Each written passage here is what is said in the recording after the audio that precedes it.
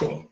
So regardless of what has been happening, regardless of what's been going on, Family 360 has faith. We're trusting God that He will provide and meet our needs, our very needs, to see this thing through. Those of you who are new, welcome. Welcome to Family 360.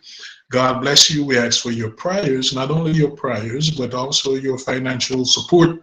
You can send your financial support to Family 360, 2012 East View. That's one word, East View Parkway.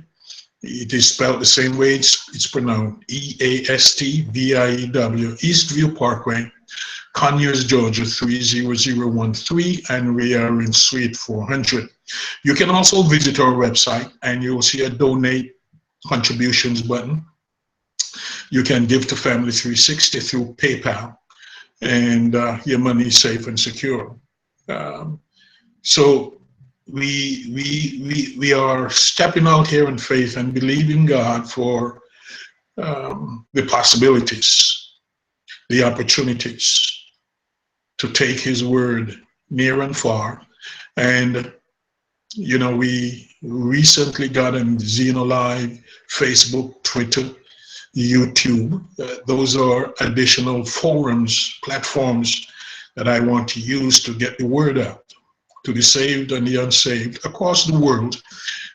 Teaching some practical, those of you who know me know I'm a straight shooter, and I'm a very, very practical type of a teacher, preacher. And I feel that so many can be blessed, so many can be encouraged, can be lifted up as a result of this teaching. So we are here to stay as long as God gives me health and strength, you know, long life. Oh yeah, I'll be here. So welcome. Our office number is 770-679-0586 if you have a question. Also, you can email me at DMAUL at family360center.com.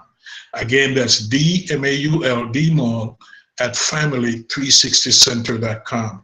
Thank God for those of you who have given us your support, and we're looking for many, many more to do so with us.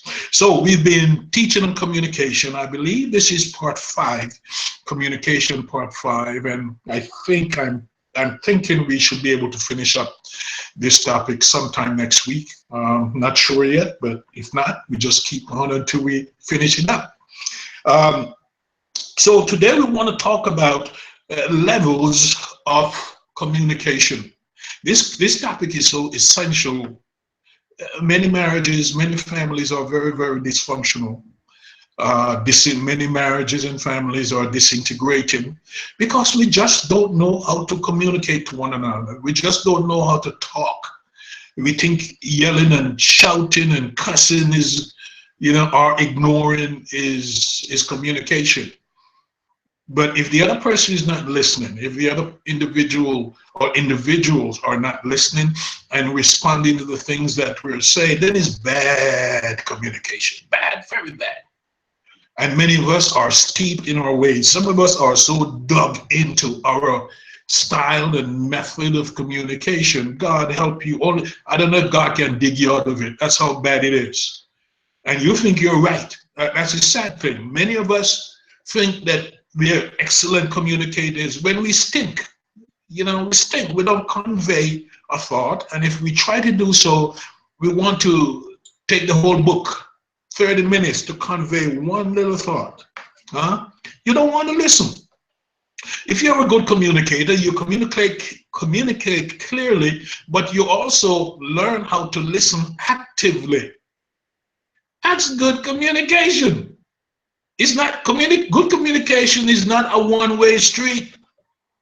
You're not the one who's yelling, screaming, cussing, and doing all of that stuff. That's not communication. But a good communicator knows how to speak his or her mind, say it, and then guess what? They are able to listen.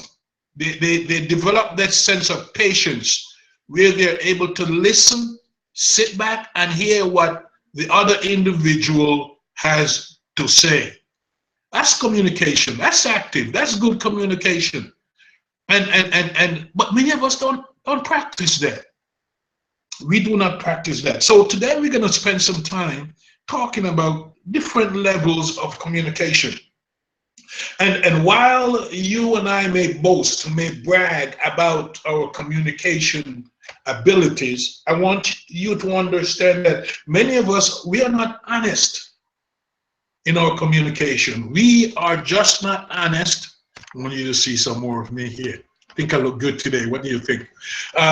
Many of us are just not honest in our communication. I don't know if you can see it, but I'm wearing this tie clip to recognize that this is Cancer Awareness Month. Cancer Awareness Month. So do whatever you can, for this month set aside to recognize survivors of cancer. So while we may pride ourselves, in being open and honest with our communication with others, the truth is we are not. We become defensive. We put on our outer garments. We put on our gorilla suits. We put on our battle fatigues, and protect ourselves. Share our thoughts and our feelings, and we want them protected. Man, you want to get somebody angry real fast, come back at them about what they're trying to say to you. Assail them about their communication style and the fact that they're not telling the truth. Man, people get angry. So listen, put down your guard. Drop it. If you want to be honest, to be truthful in your communication, drop your walls, come down. Let the defenses come down. Put aside your security system so someone can look at you, read you, discern you, understand that you are safe to communicate with, because some of us are not safe when it comes to communication. We are not safe. We can read you. We can read your nonverbals. Have you ever been in a situation where you have to get away from somebody? They're trying to talk to you, but their nonverbals tell you something totally different. They're very hostile. They may want to hurt you. They may want to put their hands around your throat. And if you bring it to their attention, they're going to deny it. Our nonverbals speak much clearer than our verbals. The things that we're saying, many times they betray us because our nonverbals are speaking the truth. You're talking to somebody, you got your arms folded. You take a defensive posture. You're not looking at them at all. You're not paying. You don't show interest. You're not showing any attention. You're looking someplace else. You're watching television. You're reading the newspaper. You're doing something. You're multitasking at the same time. That's very rude. That's very disrespectful. If you want the listener to believe and to know that you're interested in what they have to say to you, put aside the distraction. You can put down that newspaper for a couple minutes. You can turn off the television. Don't turn it down because the picture is still running and you're still looking at it. Turn off the television. Put aside the phone. This phone, the phone has its positives and negatives, but we have gotten so much into texting. Some of us can't even sit around the dinner table without the phone. And the phone is going off constantly. You're eating dinner and you're texting. We don't have good conversations anymore. You want to have some good conversations? Listen, leave the phones in the bedroom. Leave them away from the dining area so you can have good communication. But you know what? Many of us would object to that because the phone is our defense. It is our shield. It is our protection. It is our distraction. Because we don't want to communicate, we don't know how to communicate, and it becomes a problem, for us. I leave. Adam and Eve, recognized their sin in the Garden of Eden, and during their communication with God, they realized that they were wrong. They realized they had made a boo-boo, that they had messed up real bad. And so they went and they hid themselves. And when they came out, they got leaves so they could hide. Communicating with God now, but they're hiding. They thought that God couldn't see through the leaves, their defenses, mechanisms that they're using, and throw God off to try and disguise the real intent of what they were doing. How many of us do that? We use all kinds of gimmicks, distractions, whether it's the phone, the television, whether it's our anger, or ignoring, or arrogance, few words or no words, out shouting somebody, yelling, threatening, beating, hitting, assaulting. We use all of those in our attempt to disguise and hide from the truth, just like Adam and Eve when God confronted them. They no longer wanted to be open and honest with God. Can I ask you, do you, in your communication, want to be open, want to be honest, or are your intentions designed to hide behind something? Oh, and you know what? You may not know that you're hiding. You may not know that you are disguising. You may not know that you're covering up, because many of us are ignorant of our communication styles. Many of us are. And we think by just opening our mouth and talking that we are communicating. Adam and Eve no longer wanted to be honest with God. And in the same way, each of us, in our own way, do the same thing. We are communicating with our children, with our spouse, but we don't want to be honest. We give off. That's why police departments now, if they don't believe you, they're going to put you on that lie detector. And even then, some of us know how to defeat that lie detector. Some criminals have practiced how to defeat the lie detector. We develop outer facades and inner facades that hide our true intentions, that hide our inner needs, that hide the purpose of our communication. For example, we're going to talk today about some levels of communication and the different stages that we need to go through for personal development. And as I said, I'm not going to run through it, and that's why I believe it's going to take a couple of weeks to go through this topic, because I want to give it service. I want to do it justice. And if you're listening, I don't want to waste your time. If you're going to refer this program to somebody else, I don't want to waste your time. I want you to be able, to grow and develop in your communication with your family and your children and your significant others and your friends, or even on your job, because it will make a world of difference for you.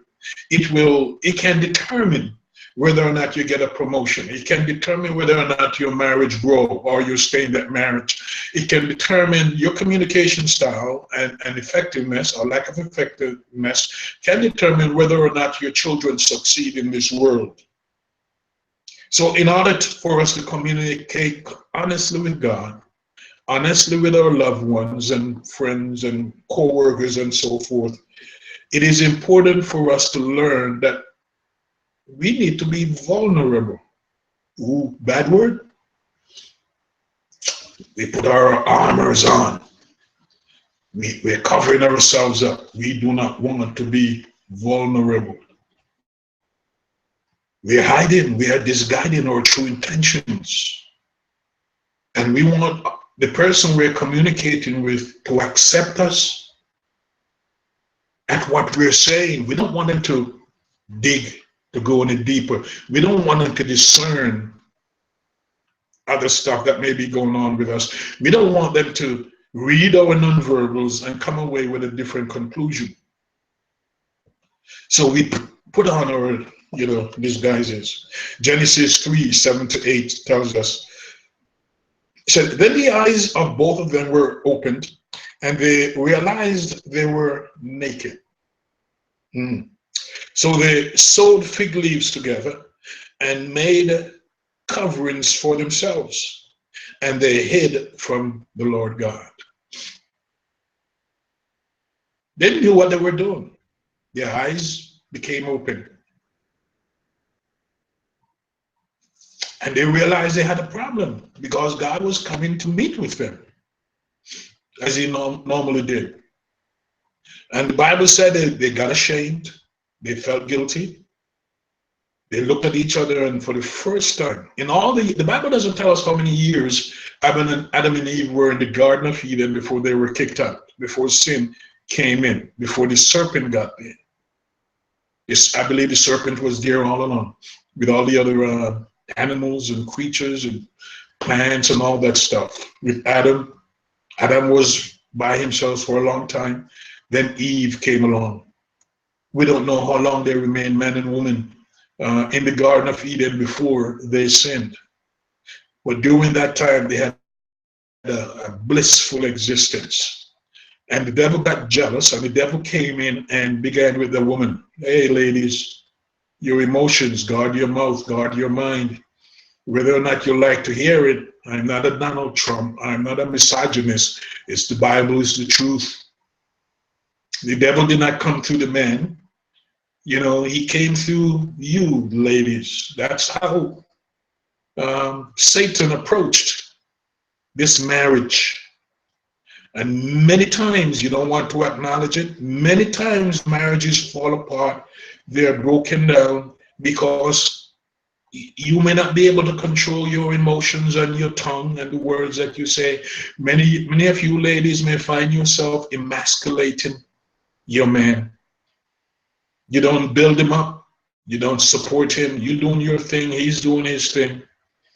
Now, I'm not saying the man is innocent, because later on, once Adam knew, you see, Adam could have stopped, and I'm diverting here a little bit intentionally, but Adam could have stopped this sin. You know how?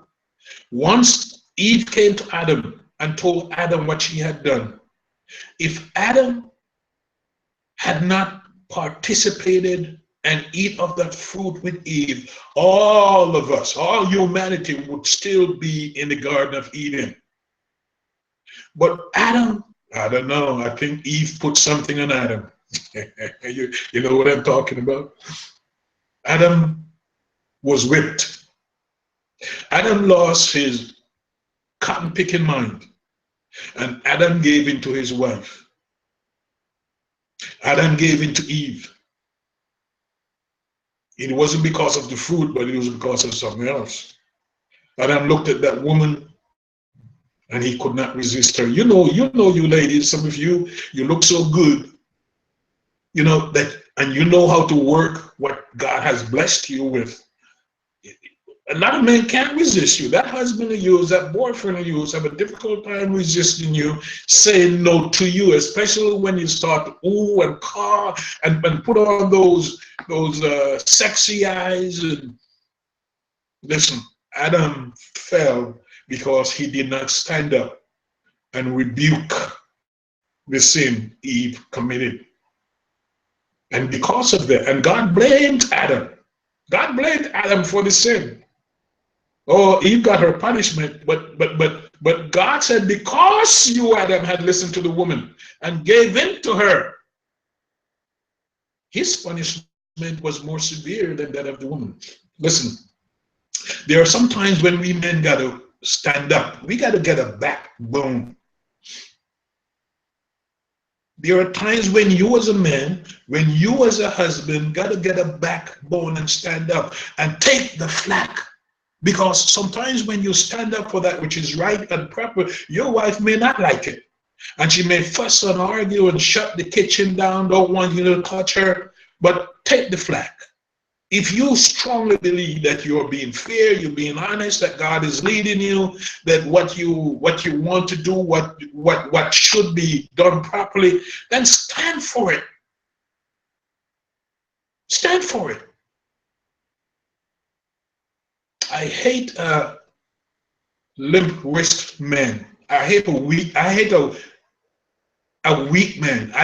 When I see husbands who are weak and their wives are wearing the pants in the home and the wives are running the show, I know there are major problems in that home. Many times I come into a house like that, a home like that, and I have to ask the wife to step back, because quite often the kids are out of control, and many of those kids, they respect the dad, but mom interferes with the relationship, and so dad has no say in that home. Did I get myself in trouble? Okay, well, I'm used to it. There comes a time when we men got to stand up.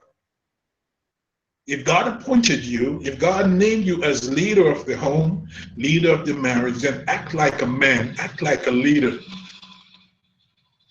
and try and save not just your generation, but maybe your children's generation. Be a role model and take the flak. Don't run from it. Too many of us men are running from the challenges of leading our homes, of leading our communities. We run. We run from it. Listen, here's the first level of communication. It is what I call the common, superficial, bare-faced type of a communication. You make general remarks or inquiries that are appropriate between, guess what, strangers, that basically, hi, how are you? Glad to see you, glad to meet you. You're just meeting somebody. And while this type of communication is often only a polite exchange to acknowledge someone, it can also open a door to deeper levels of communication. Quite often, two women meet, and by the end of 5 minutes, they know so much about each other. In a matter of minutes, two men meet. We are into a whole. Some of us may barely exchange, hey, hi, how are you? We take care of business and we're on our way. We men are guarded. We don't just let any and everybody in. Many times we men got to sit back and observe you for a minute before we let our guards down, before we become trusting. We do that.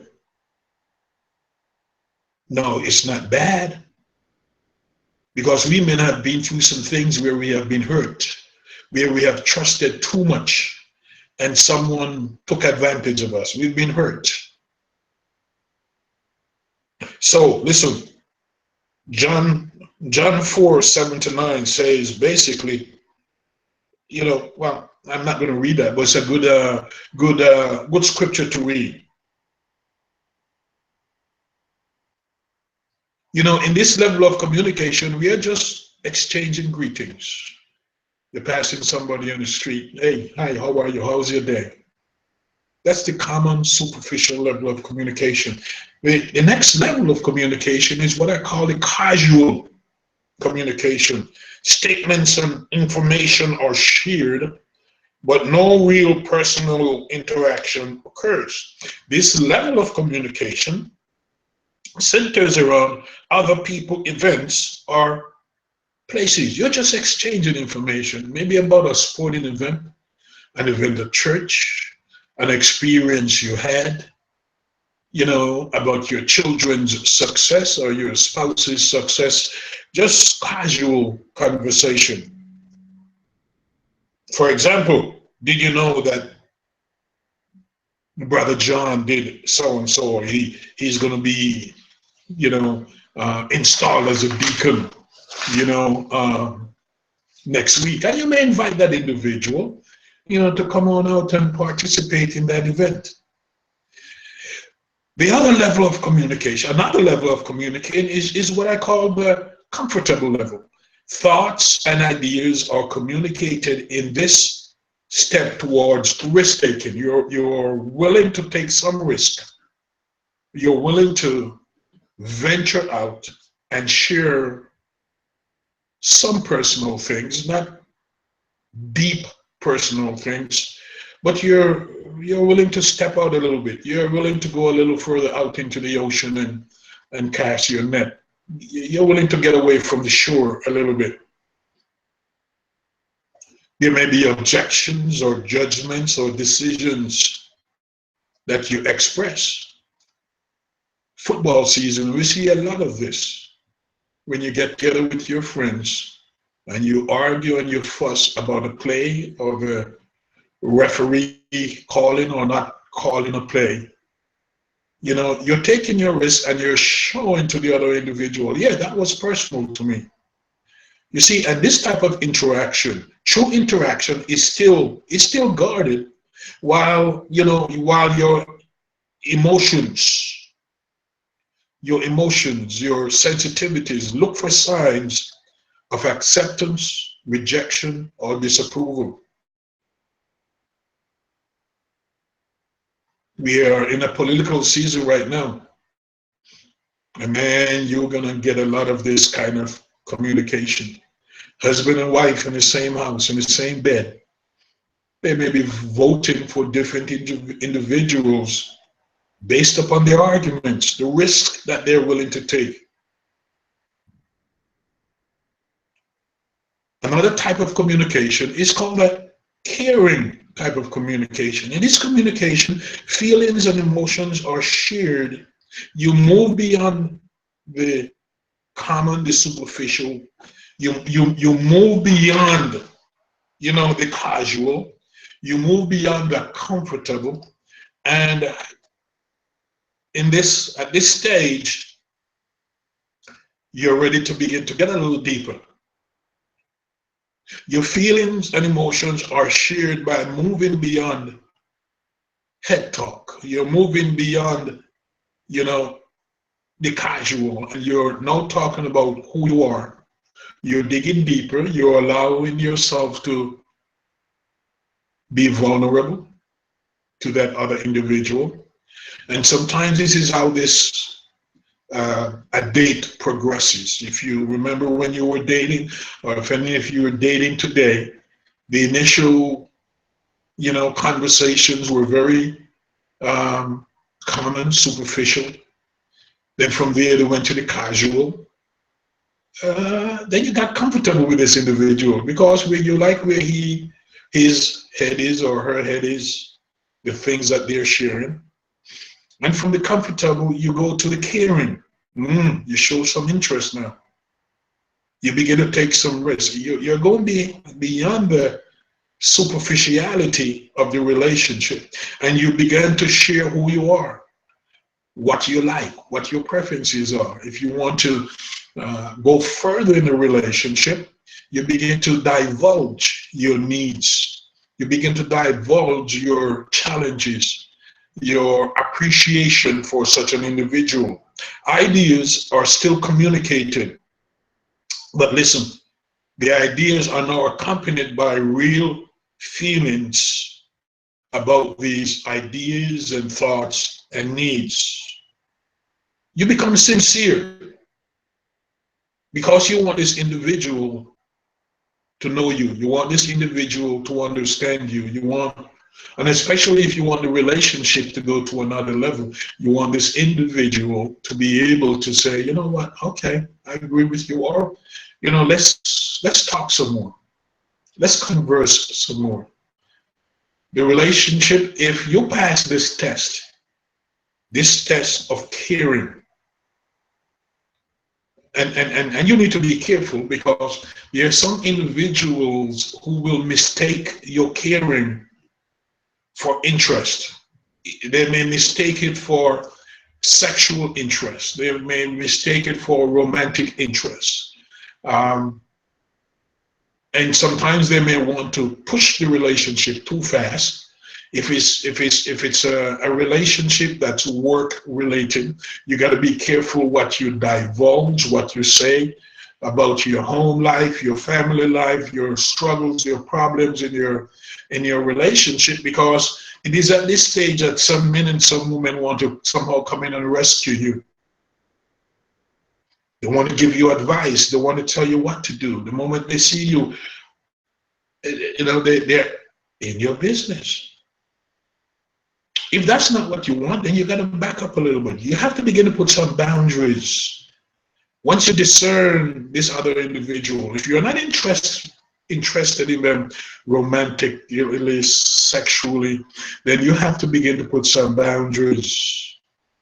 Because now you're sharing you're sharing your life, your needs, your issues, your thoughts, and your opinions, and they may go over too fast, too quick to certain people. So from there, we go to the committed type of communication. Freedom from all fear of judgment or rejection, is present, allowing for times of complete, honest, open, emotional connection with another. This is deep stuff. This is where you want to be as a couple. Committed communication. This is where you want to be as you move from casual, from superficial to casual, from casual to comfortable, from comfortable to caring. Once the relationship gets to seriousness, you want to get to this final stage, this final level where you open yourself up, warts and all your baggages.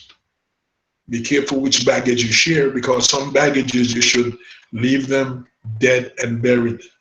Some of your issues and your problems, no matter how you get close to some individuals, you got to leave them. There are some issues in your past you should take to the grave with you. You should tell nobody. I don't care how deep in love you are.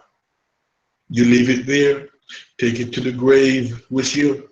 I've seen too many marriages, relationships that got killed, died, were destroyed, because, and many times it's the woman who goes so deep into her past, the man cannot handle it. Because remember now, we men see, regardless of how we men have slept around, we want to marry that beautiful woman who we feel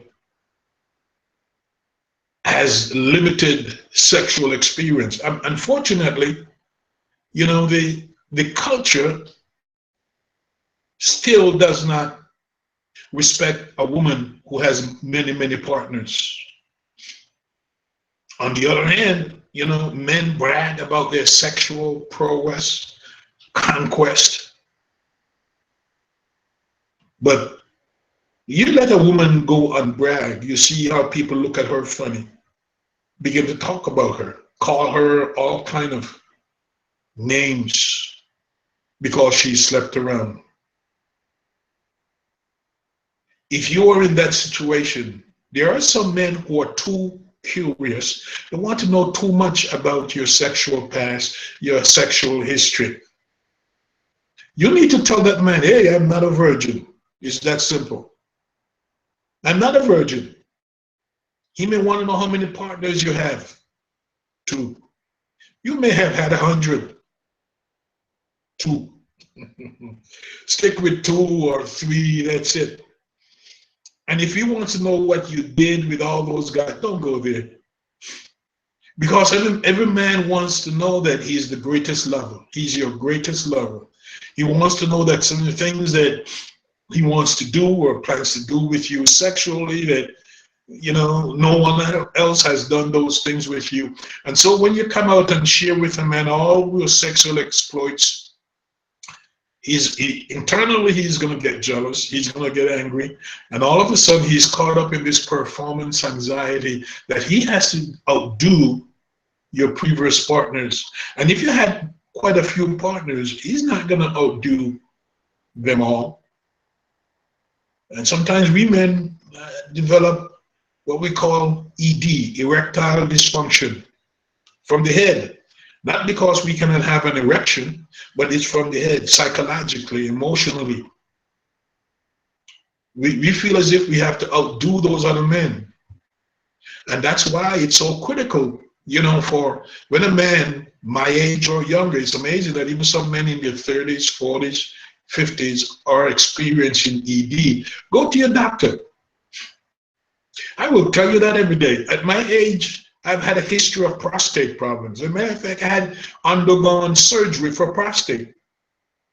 And I did the seeding and the radiation, and thank God, the pH level is dropped significantly all the way back down. One doctor said you're on the way to being cured. Hey, I give God thanks for that. I would say to every man, you hit your 40s, go ahead and get your prostate examined.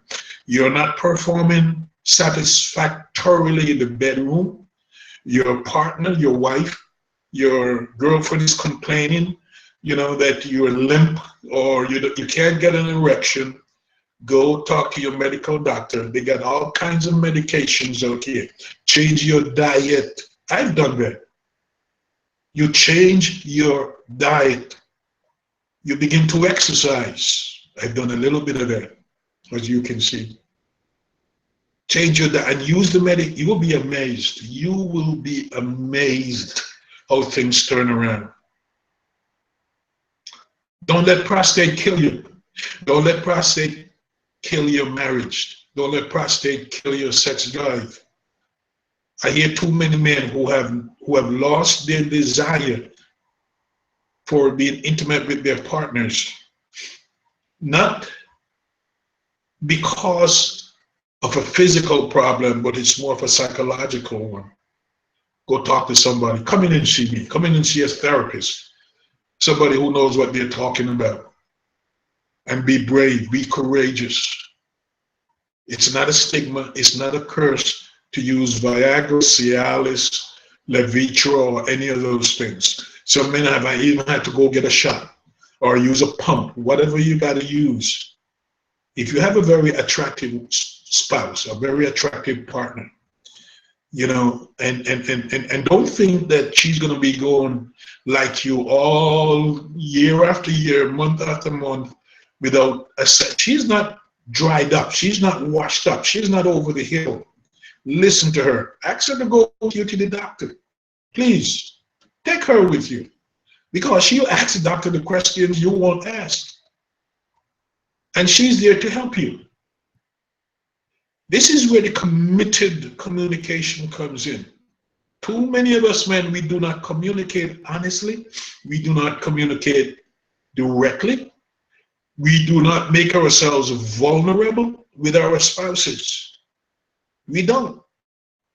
And so there is resentment and there is bitterness in our relationships because the communication is missing, is absent, it's dishonest, it's not total. You have to have that sense of freedom to share and to communicate in your relationship. And if you can't do that, why are you together? For the sake of the children? The children know you're miserable. The kids know. Don't try and hide it from them. I had a couple in here the other day. Hey, did the kids know what's going on? Yeah, the kids know what's going on. We talk to them. We talk to them. Listen, your kids are not idiots.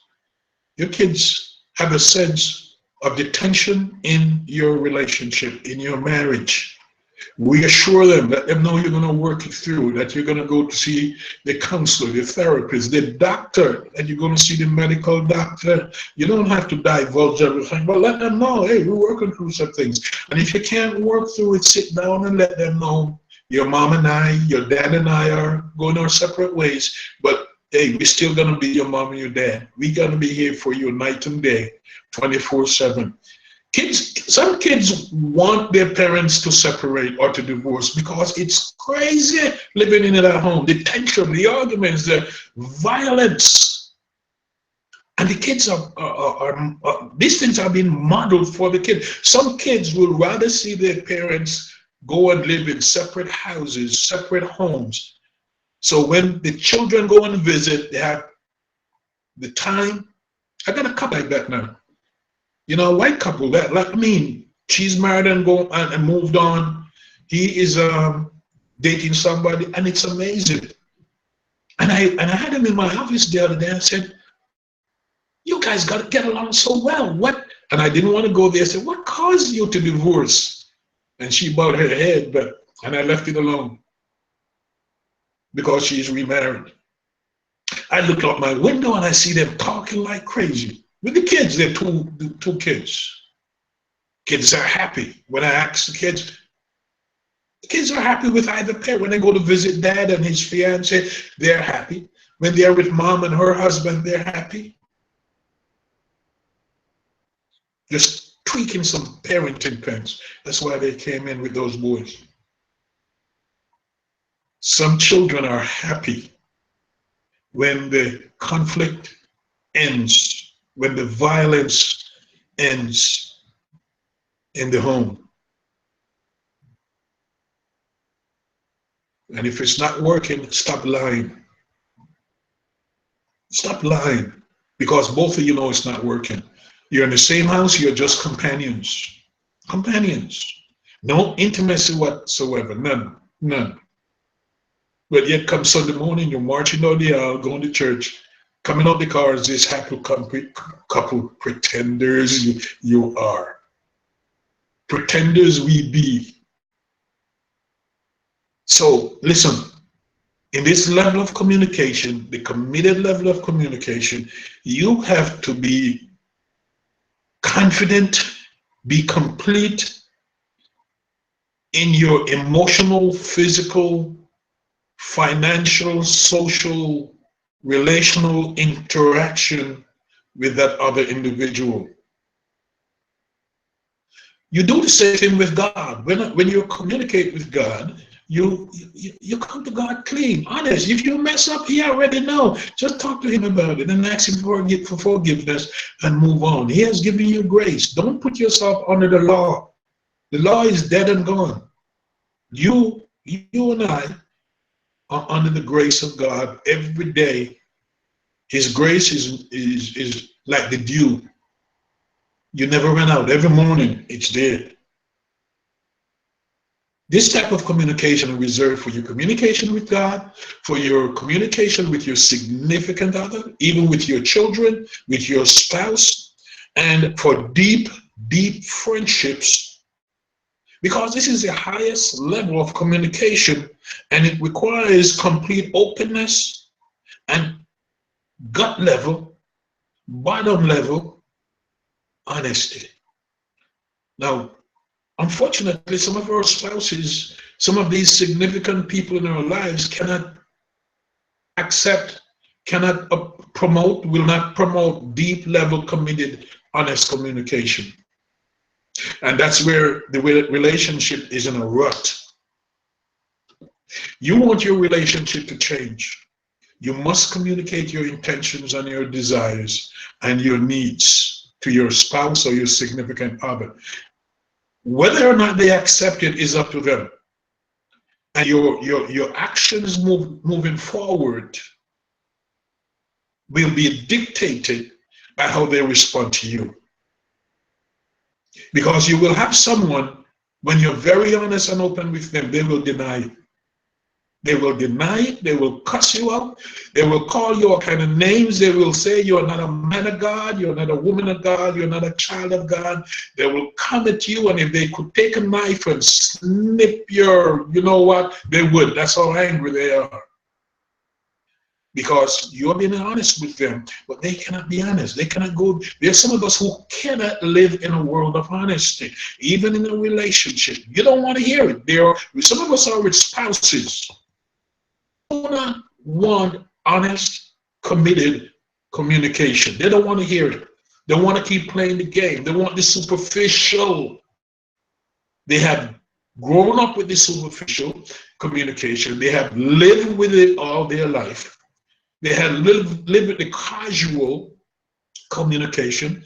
Some may even have lived with the comfortable communication. But when it comes to the caring, the higher two levels, the caring and the committed aspects of communication, they're not there with you. That's why many marriages communication is ugly, communication is non-existent,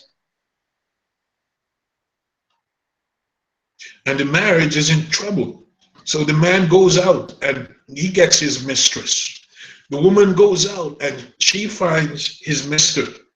It's amazing how this type of communication happens when someone is having an affair. What is it? What is it? It reminds me of Samson and Delilah. What is it about infidelity, about having an affair that causes us to be so open, so vulnerable, the very things we don't want to do in a marriage? You know why? Because the moment you begin to go there, to be vulnerable, to be honest, you're being attacked and you're being assaulted. So after a while, we give up. After a while, I'm not going to go there anymore. It hurts too much. It drives a wedge, maybe drive a truck. It creates an abyss, a schism, significant split in the relationship. So many of us drop it. We drop it. And there is a battle that goes on in many of us because we have outgrown, some of us have outgrown our spouses. Can I say that again? I know that's troublesome. Some of us, many of us, it could be the man or the woman, have outgrown the spouse. The spouse don't want to change, and you have changed. You have read, you have become more informed, you have become more enlightened, you have changed. We all change. In a relationship, there is change that is always going on, and if we don't keep up with each other, somebody's going to get left behind. And listen, the person who's being left behind does not like it. That's why they may become violent, they become abusive physically and verbally. They may run and find a mistress on the outside, or do financial or social things that says, I'm hurting, but I can't be honest with you. Can I challenge you? Be honest. If you feel that your spouse is leaving you behind, if you feel as if you cannot open up to your spouse, get some help. Hey, can we go talk to a marriage therapist? Ask your spouse, men especially, ask Black men, Latino men, ask your Asian men especially, ask your spouse, can we go see a professional who can help us, with our communication, help us with our arguments, our conflicts, our sense of leaving somebody behind. Be strong enough, be bold enough to do that. And listen to me, brothers, if you're listening to me, don't be afraid to go see a therapist. The man is not gonna, or the woman is not gonna, hoodwink you.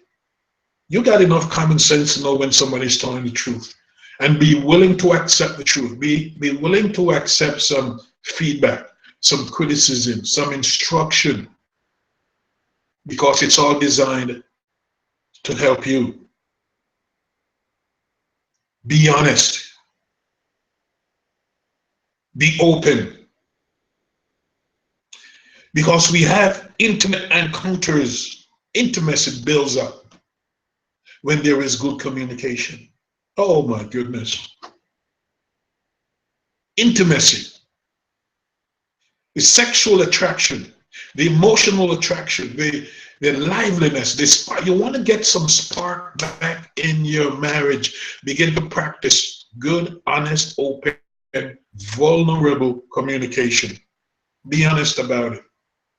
Even if it hurts, be honest about it.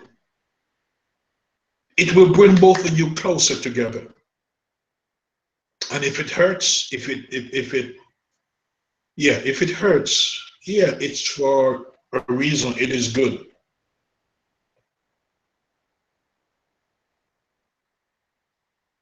Looking at the time here, we just about finished up.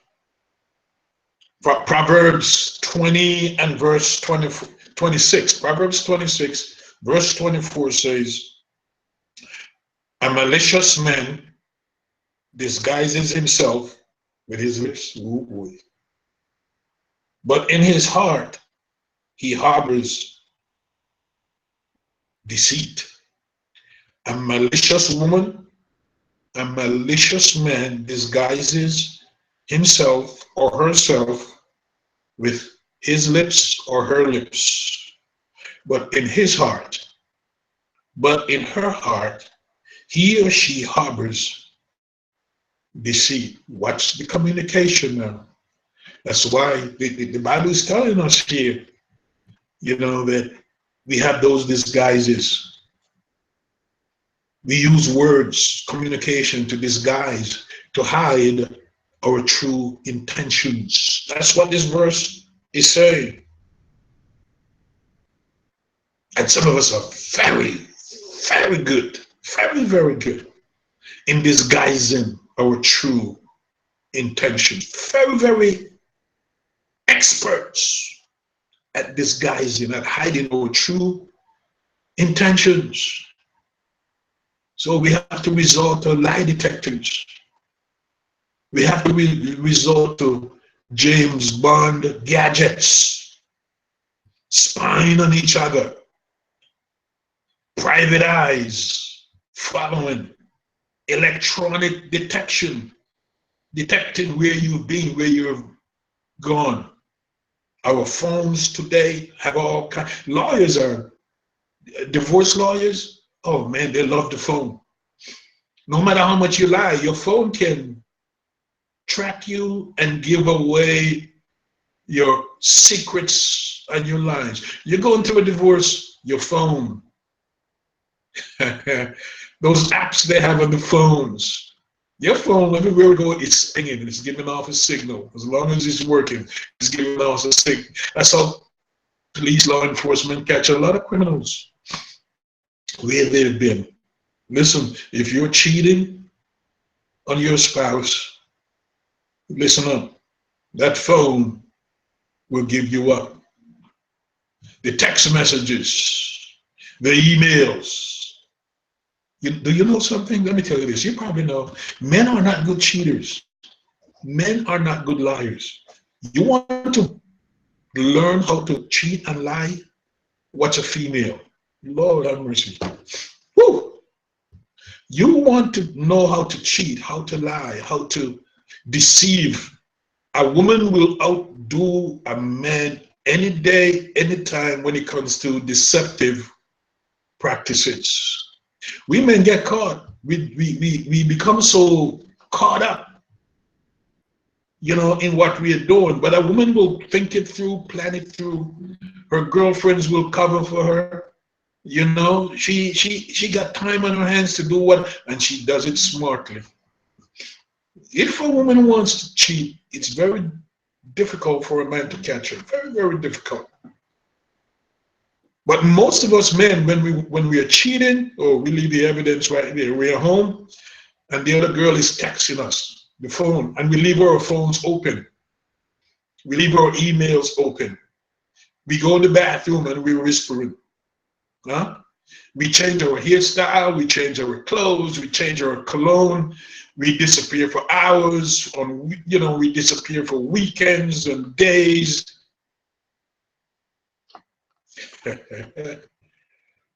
Oh yes, but listen, you don't have to be there. You don't have to be doing those things. If you want your marriage, if you want your relationship, that's one of the reasons I develop a program I call Intensive Marriage. It's intensive marriage because I believe a lot of marriages can be saved if you want to save it, but it's going to take some intensive work with a good therapist. You can see a therapist for 2 hours back to back, 3, 4, 5 hours, an entire day, and 2 days, 3 days. There's some institutes that have marriage intensive programs, week-long programs for couples who can invest the time and the money to work out the kinks, the bugs, to fill the potholes, to fill the gullies, to pave some new roads in their relation, in their marriage, so they can remain in love and have a good marriage. And you know what? It takes work. It takes work. It's not easy, but it takes work. It takes effort. It takes patience. It takes time to come to that place where you can feel good, feel comfortable, about trusting, yeah, about your marriage, where you can communicate honestly. I hope this teaching was a blessing to you today. God willing, yes, God willing, I'll be back with you tomorrow to continue this teaching and communication. In the meantime, I'm asking you to be safe. Practice good communication. Take the things that I've taught you today and put them in effect. Apply these teachings to your marriage. Be vulnerable. Be open. Take the risk and watch the change. Watch the growth. Watch the positive effect of the new you. Okay? So until tomorrow, I will say, God bless you real good. This is Dr. Maul signing off. Let me hear from you. Write me. Send me a donation or something. But God bless you. Until then, bye-bye.